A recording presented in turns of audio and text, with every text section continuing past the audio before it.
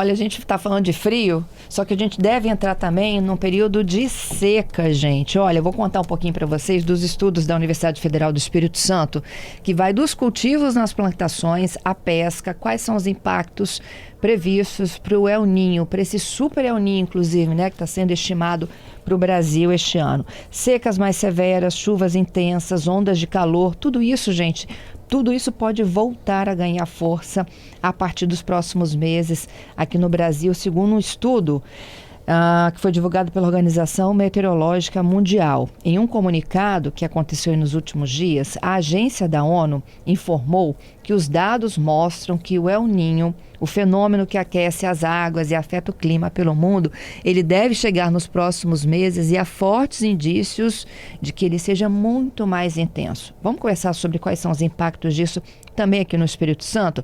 A Kiciane Santos Oliveira, ela é professora de oceanografia, está conosco aqui ao vivo e vamos falar um pouquinho desse super El Niño. Bom dia, professora, seja bem-vinda. Bom dia! Tá nos ouvindo bem? Tô ouvindo sim. Vocês me escutam bem? Sim, estamos na sua escuta. A gente há pouco falava desse friozinho, né, que chegou no Espírito Santo. Isso é temporário, Kiciane? Sim, tá acabando já. Aliás, hoje eu acho que deve ser um dos últimos dias. Mas a previsão do CPTEC, né, do Centro de Previsão, é de um mês de junho com temperatura abaixo da média. Mas foram os dias mais frios do mês pela previsão por enquanto. Uhum. Os ouvintes estão mandando registros da região serrana aqui de 10 graus, Kiciane. É frio, né? Eu confesso que gosto. Sou do time que gosta do frio. Não gosto do calor, não. É mesmo? Mas foram noites bem frias. Essa noite Vitória bateu mínima de 14,7, né? Agora mais cedo. Mas já estamos em 22, caminhando para 24. É isso. Kiciane, e esse super El Niño? Vamos explicar aí para os nossos ouvintes o que é esse El Niño e por que ele é super este ano? Tá. O El Niño, ele é o aquecimento das águas do Pacífico Central e Leste. Então, o oceano que nos banha, né, o litoral do Espírito Santo, é o Oceano Atlântico, mas a costa oeste da América do Sul, né, ela é banhada pelo Oceano Pacífico, a maior bacia oceânica. E na porção mais equatorial, né, assim, bem central e mais encostada aqui na costa oeste da América do Sul, a gente está observando, né, e observa de forma regular a cada 2 anos e meio, essa alternância entre temperaturas acima da média e temperaturas abaixo da média. O que a gente está passando agora por um momento é novamente um período de temperaturas acima da média, que é isso que caracteriza o El Niño, um aquecimento anômalo. E aí a gente está falando anômalo, mas estamos falando de pelo menos meio grau, né, acima da média. O que para uma bacia do tamanho do Pacífico já é o suficiente para alterar os padrões da circulação atmosférica, né, os padrões de chuva, de temperatura, de vento e de várias outras variáveis, né, tanto atmosféricas quanto oceânicas. Então, a gente tem ali aquele aquecimento anômalo, principalmente na porção central e leste, aqui na costa da América do Sul, e o previsto para esse ciclo do El Niño é de um aquecimento extremamente forte. A costa oeste da América do Sul, ali na altura do Peru, do Equador, já registra a temperatura pelo menos 2 graus acima da média, o que é muito alto, né, para o início, e a gente está caminhando para esse aumento e para uma persistência, né? Estamos ali falando pelo menos até março do ano que vem de temperaturas acima da média nessa região. E como é que isso impacta o nosso dia a dia? Então, principal, né, considerando o tamanho do Pacífico e uma temperatura acima da média, é aquecer a atmosfera. Então, e aí aquece a atmosfera, a gente tem previsão, né, uma maior probabilidade, uma maior chance de temperaturas acima da média aqui para o Espírito Santo também. Então, dias mais quentes, como você falou, né? Aumento da possibilidade de ondas de calor atmosféricas, né? Mas também oceânicas, né? Então, a gente também vê o oceano, o Atlântico, o Índico, também respondendo com temperaturas acima da média. E aí, dias mais quentes vão afetar a população de diversas formas, né? E a gente está falando isso para o Brasil como um todo. Esse efeito que o El Niño tem em aquecer a atmosfera, né? O impacto é global. E também, né, no caso aqui, falando especificamente de nós, a gente já registra de forma sistemática, em anos de El Niño, temperaturas acima da média. Entendo. Agora, por que acontece esse superaquecimento? Então, o porquê os cientistas estão estudando, mas o principal fator atualmente são as mudanças climáticas, né? O aumento da concentração de gases do efeito estufa na atmosfera tem aumentado, né, a temperatura do planeta e, por consequência, o oceano ele absorve 97% desse excesso de calor gerado pelo aumento da concentração de gases do efeito estufa. E isso gera o aumento, né, da temperatura atmosférica e, por consequência, o oceano absorve, aí o oceano aquece a atmosfera de novo, e aí a gente entra nessa retroalimentação, né, do oceano, a atmosfera aquecendo o oceano aquecendo a atmosfera. Isso aí. E a gente entra também, né?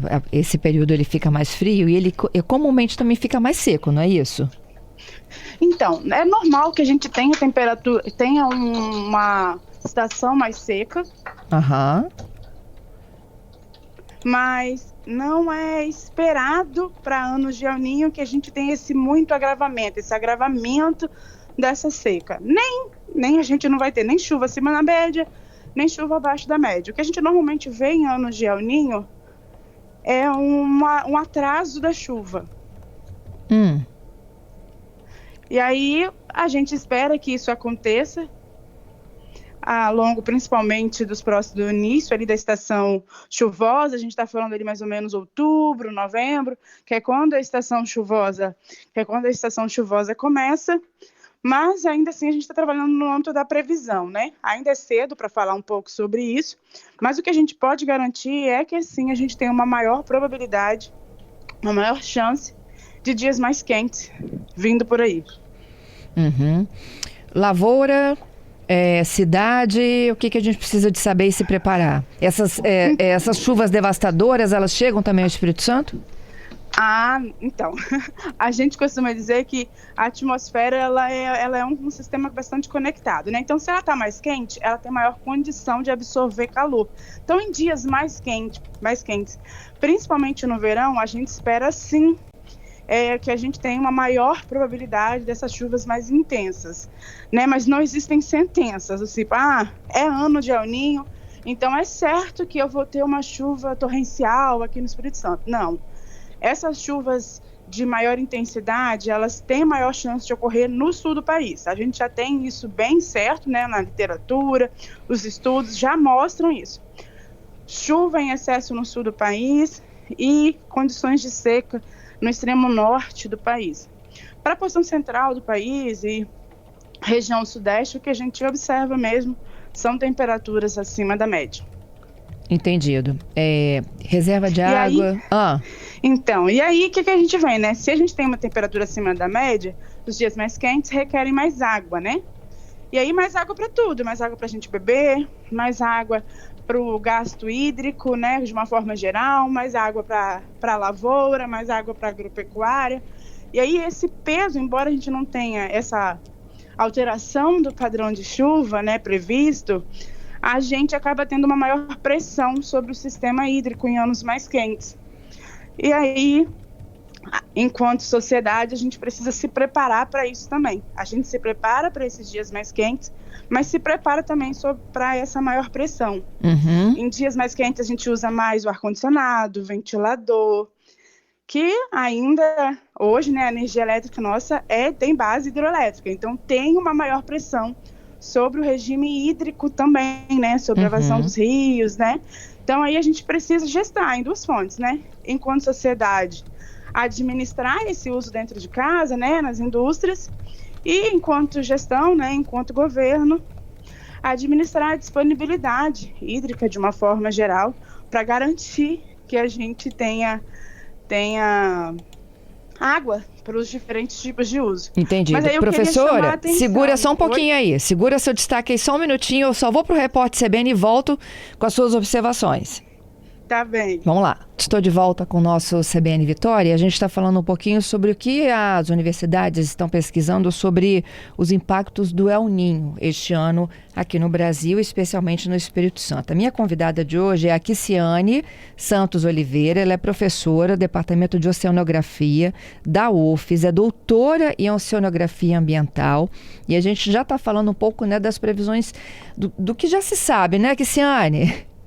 Isso, a gente está conversando um pouco sobre o que já se sabe. Isso. E dentro do que a gente já sabe, né, é importante a gente lembrar que a gente tem outros fatores climáticos, né, que vão atuar. Então, o El Niño é extremamente importante. A gente tem uma previsão de um El Niño extremamente potente, o que deve intensificar bastante, né? A gente tem um aumento, uma primavera mais quente, um verão com temperatura acima da média. Mas o El Niño não está sozinho, a gente tem outros fatores climáticos que também estão cooperando para isso, para que a gente tenha um verão mais quente, para que a gente tenha uma primavera mais quente, e alguns desses fatores climáticos podem de fato alterar os padrões de chuva aqui no estado, né, as condições de umidade, então afetar a população como um todo. Então a gente está falando do El Niño, mas na universidade a gente também vem acompanhando, né, a comunidade científica, esses outros fatores climáticos, como o próprio Oceano Atlântico, que também afeta, né, que também está com temperatura acima da média, que passou recentemente aqui próximo à costa do Espírito Santo com um período, uma semana com temperatura 2 graus acima da média. É um evento mais curto, assim, né, do que o El Niño, mas também tem impacto aqui na nossa região. E a gente tem que pensar nesses impactos em diversas cadeias, né? Por exemplo, a pesca. A pesca é tão importante para a gente, né? A gente teve recentemente agora o Festival da Muqueca. E os peixes, né, que dão base para a nossa culinária capixaba, também são afetados por esse aquecimento dos oceanos. E um dos impactos do El Niño é aquecer o Atlântico, né? E aí aquecer aqui o nosso litoral também e impactar nos peixes, que então, consequentemente, podem ter um impacto para o consumo, né, de pescado, que é extremamente importante aqui para o estado, para a nossa culinária. Então, olha só, deixa eu ver se eu entendi, Kiciane. Independentemente desse super El Niño, a gente já vem sofrendo o aquecimento das águas do Oceano Atlântico. Exatamente. Meu e Deus. De forma sistemática. Que tipo de espécies são ameaçadas? Olha, todas. Todas? Todas as espécies, elas vão ter um limiar ecológico que fica ali normalmente, no caso da temperatura, próximo aos 30, 32 graus, né? Fala-se muito do branqueamento dos corais, né? Que é os corais, eles são organismos extremamente sensíveis ali, né? Que vivem em simbiose com outras espécies, e aí esse branqueamento pode impactar toda uma cadeia trófica marinha. Então, impactar que a gente fala, né? Desde plâncton a baleia, estamos no Dia do Oceano, né? Falando sobre esses impactos gerados sobre o oceano, mas sim, todas as espécies podem ser afetadas de alguma forma, algumas em maior grau, outras em menor grau.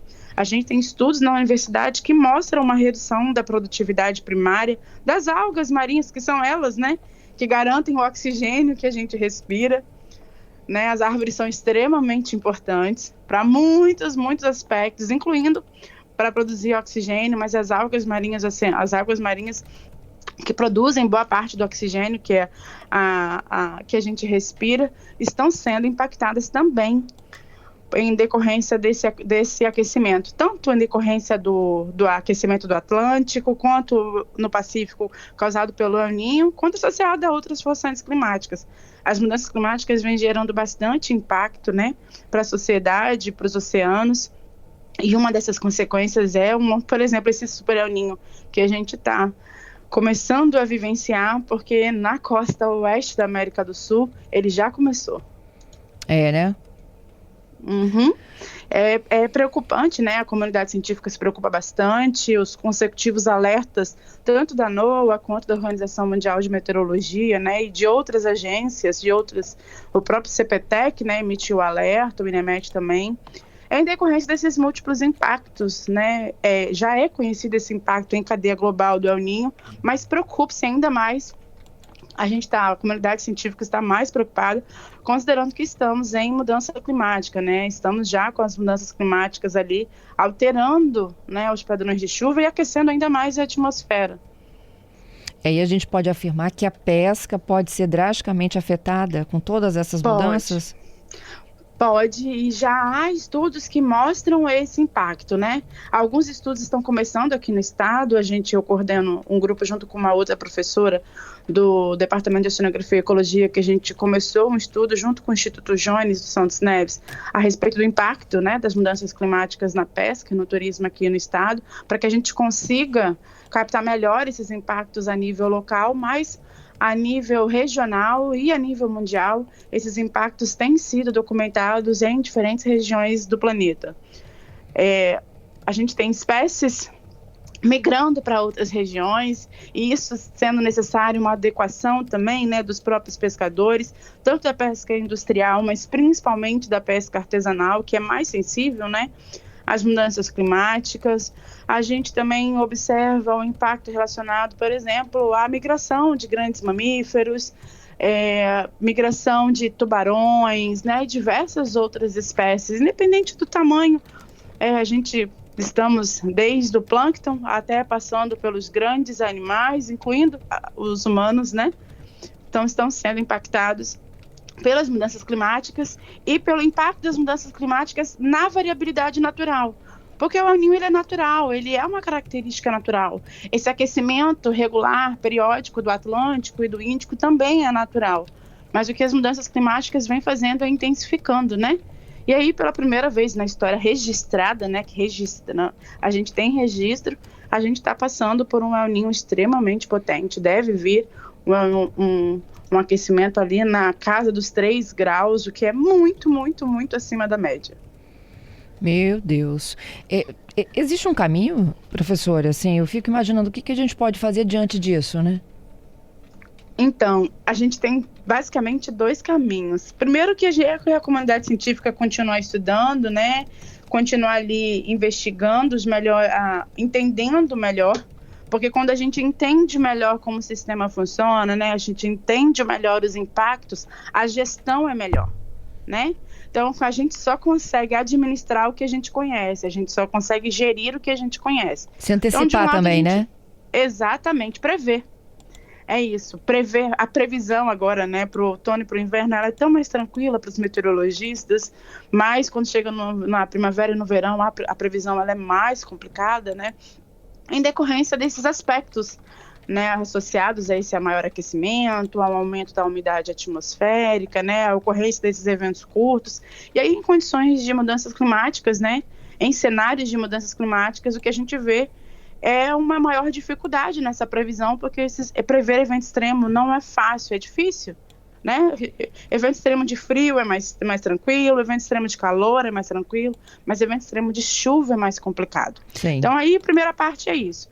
A segunda parte, o nosso caminho é também gerir, porque se a gente sabe que, por exemplo, as mudanças climáticas estão projetando aqui para o estado um aumento da seca, e em condições de que a gente tem uma variação da temperatura, né, uma normalidade na temperatura, isso também pode gerar o impacto no atraso da chuva, né, a depender do fator climático que a gente esteja considerando ou dos múltiplos fatores climáticos atuando, e aí a gente precisa administrar também, né, porque é normal a gente ter uma redução da chuva agora, né, principalmente o auge dessa redução acontece nos meses de julho, agosto, setembro.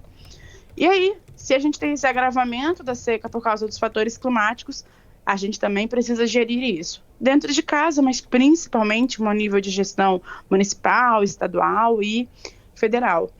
Perfeito. Por um outro lado, a gente está falando da transição energética, né? De ser menos dependente do regime hídrico e caminhar para soluções mais limpas, né? Para que a gente reduza a emissão de gases no efeito estufa na atmosfera. Então, tente reduzir os efeitos das mudanças climáticas. E aí a gente fala da mitigação, é muito que se fala, né, da mitigação